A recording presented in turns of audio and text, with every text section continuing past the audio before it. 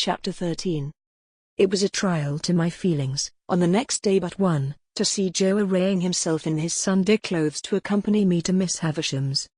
However, as he thought his court suit necessary to the occasion, it was not for me to tell him that he looked far better in his working dress.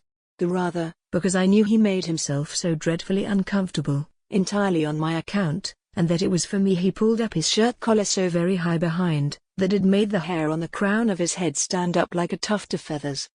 At breakfast time my sister declared her intention of going to town with us, and being left at Uncle Pumblechook's and called for when we had done with our fine lady's a way of putting the case, from which Joe appeared inclined to augur the worst.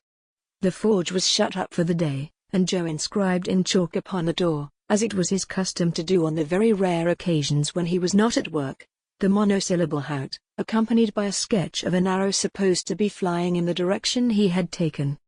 We walked to town, my sister leading the way in a very large beaver bonnet, and carrying a basket like the Great Seal of England in plaited straw, a pair of pattens, a spare shawl, and an umbrella, though it was a fine bright day.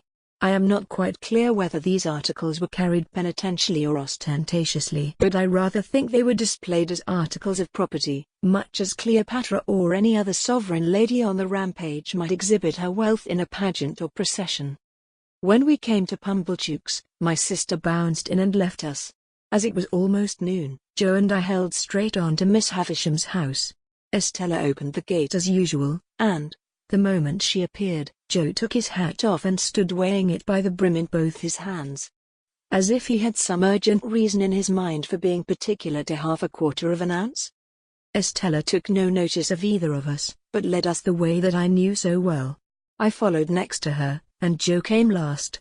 When I looked back at Joe in the long passage, he was still weighing his hat with the greatest care, and was coming after us in long strides on the tips of his toes. Estella told me we were both to go in, so I took Joe by the coat cuff and conducted him into Miss Havisham's presence. She was seated at her dressing table, and looked round at us immediately. "Oh," said she to Joe, "you are the husband of the sister of this boy?"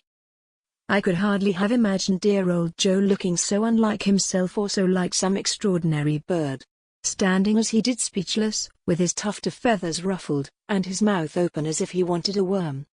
"You are the husband," repeated Miss Havisham, "of the sister of this boy?" It was very aggravating. But, throughout the interview, Joe persisted in addressing me instead of Miss Havisham. "Which I mean Tersey, Pip," Joe now observed in a manner that was at once expressive of forcible argumentation, strict confidence, and great politeness, "as I happened married your sister, and I were at the time what you might call, if you was anyways inclined, a single man." "Well," said Miss Havisham, "and you have reared the boy, with the intention of taking him for your apprentice. Is that so, Mr. Gargery?" "You know, Pip," replied Joe, "as you and me were ever friends, and it were looked for arter betwixt us, as being calculated to lead to larks. Not but what, Pip, if you had ever made objections to the business, such as its being open to black and suit, or such like, not but what they would have been attended to, don't you see?" "Has the boy," said Miss Havisham, "ever made any objection?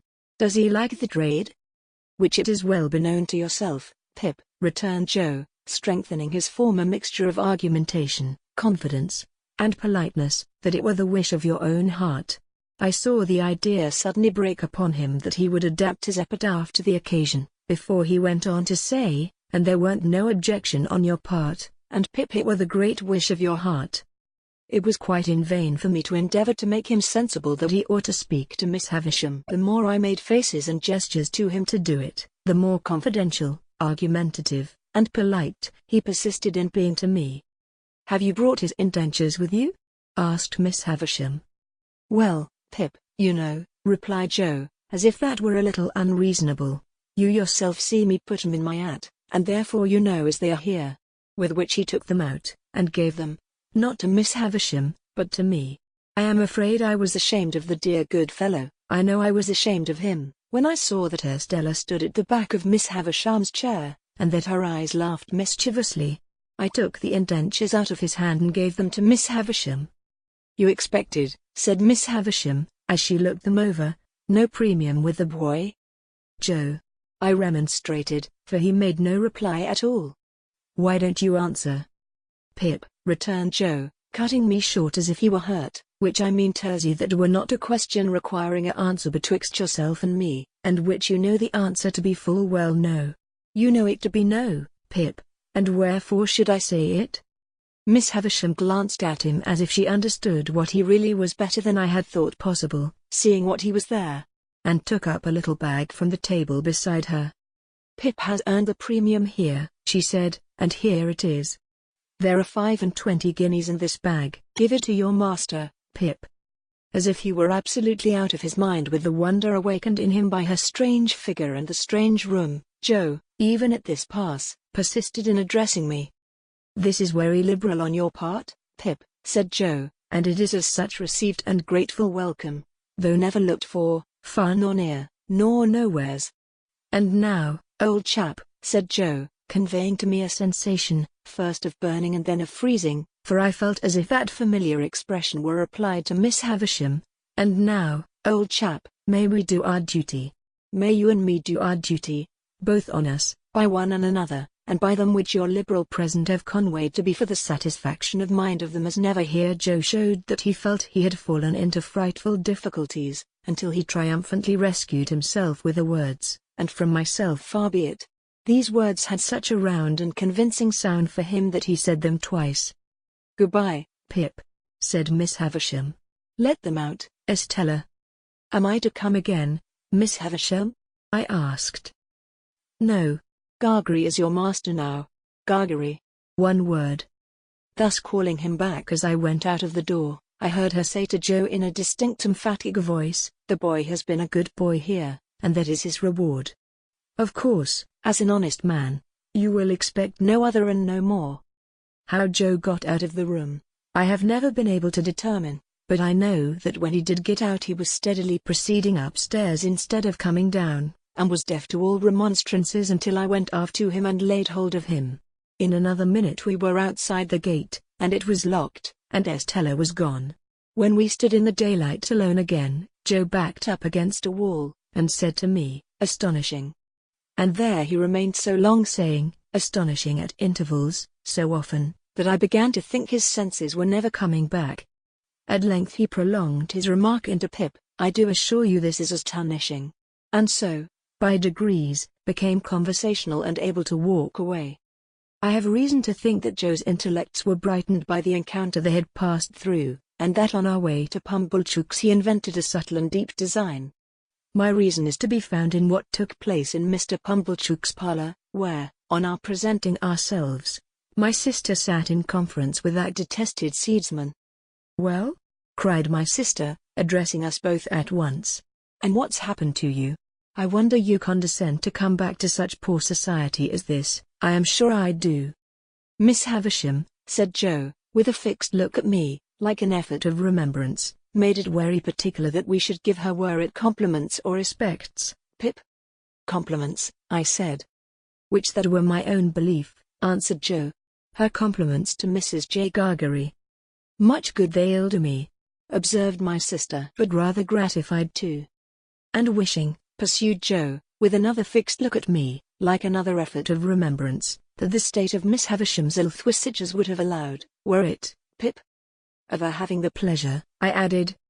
"Of ladies' company," said Joe, and drew a long breath.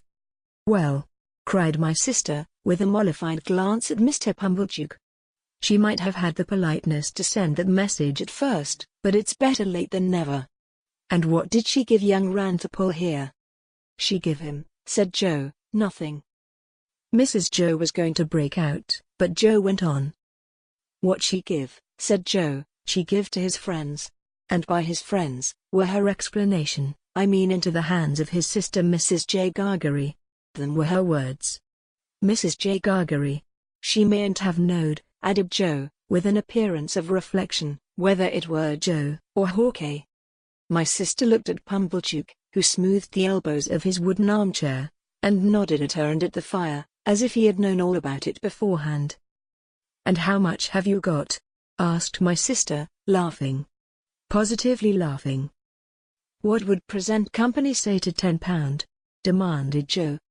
"They'd say," returned my sister, curtly, "pretty well."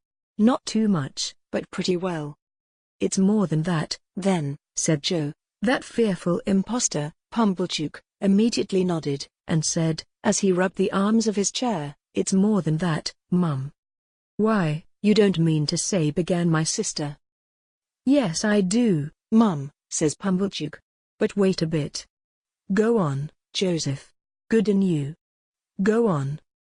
What would present company say, proceeded Joe, to £20?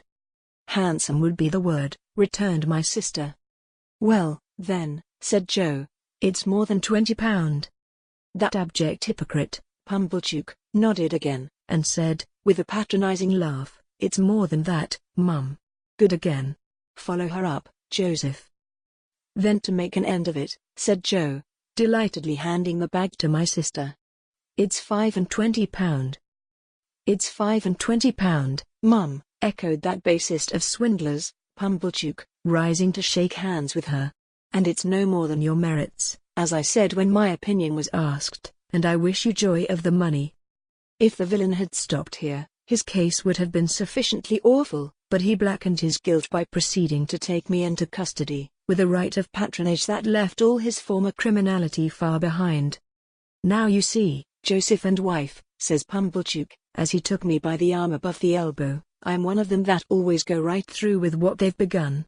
This boy must be bound, out of hand. That's my way, bound out of hand. Goodness knows, Uncle Pumblechook, said my sister, grasping the money, we're deeply beholden to you. Never mind me, Mum, returned that diabolical corn chandler. A pleasure's a pleasure all the world over. But this boy, you know. We must have him bound. I said I'd see to it, to tell you the truth. The justices were sitting in the town hall near at hand, and we at once went over to have me bound apprentice to Joe in the magisterial presence. I say we went over, but I was pushed over by Pumblechook, exactly as if I had that moment picked a pocket or fired a rig. Indeed, it was the general impression in court that I had been taken red-handed, for, as Pumblechook shoved me before him through the crowd, I heard some people say, "What's he done?" And others, "He's a young'un, too, but looks bad, don't he?" One person of mild and benevolent aspect even gave me a tract ornamented with a woodcut of a malevolent young man fitted up with a perfect sausage shop of fetters, and entitled to be read in my cell. The hall was a queer place, I thought, with higher pews in it than a church, and with people hanging over the pews looking on, and with mighty justices, one with a powdered head, leaning back in chairs, with folded arms, or taking snuff, or going to sleep, or writing, or reading the newspapers, and with some shining black portraits on the walls, which my unartistic eye regarded as a composition of hardbake and sticking plaster. Here, in a corner, my indentures were duly signed and attested, and I was bound. Mr. Pumblechook holding me all the while as if we had looked in on our way to the scaffold, to have those little preliminaries disposed of. When we had come out again, and had got rid of the boys who had been put into great spirits by the expectation of seeing me publicly tortured, and who were much disappointed to find that my friends were merely rallying round me, we went back to Pumblechook's. And there my sister became so excited by the 25 guineas, that nothing would serve her but we must have a dinner out of that windfall at the Blue Boar, and that Pumblechook must go over in his chaise cart, and bring the Hubbles and Mr. Wopsle. It was agreed to be done, and a most melancholy day I passed. For, it inscrutably appeared to stand to reason, in the minds of the whole company, that I was an excrescence on the entertainment. And to make it worse, they all asked me from time to time, in short, whenever they had nothing else to do, why I didn't enjoy myself. And what could I possibly do then, but say I was enjoying myself, when I wasn't? However, they were grown up and had their own way, and they made the most of it. That swindling Pumblechook, exalted into the beneficent contriver of the whole occasion, actually took the top of the table, and, when he addressed them on the subject of my being bound, and had fiendishly congratulated them on my being liable to imprisonment if I played at cards, drank strong liquors, kept late hours or bad company, or indulged in other vagaries which the form of my indentures appeared to contemplate as next to inevitable, he placed me standing on a chair beside him to illustrate his remarks. My only other remembrances of the great festival are, that they wouldn't let me go to sleep, but whenever they saw me dropping off, woke me up and told me to enjoy myself. That, rather late in the evening, Mr. Wopsle gave us Collins's ode, and threw his blood-stained sword in thunder down, with such effect, that a waiter came in and said, the commercials underneath sent up their compliments, and it wasn't the Tumblers' Arms. That, they were all in excellent spirits on the road home, and sang, "O Lady Fair." Mr. Wopsle taking the bass, and asserting with a tremendously strong voice, in reply to the inquisitive bore who leads that piece of music in a most impertinent manner, by wanting to know all about everybody's private affairs, that he was the man with his white locks flowing, and that he was upon the whole the weakest pilgrim going. Finally, I remember that when I got into my little bedroom, I was truly wretched, and had a strong conviction on me that I should never like Joe's trade. I had liked it once, but once was not now,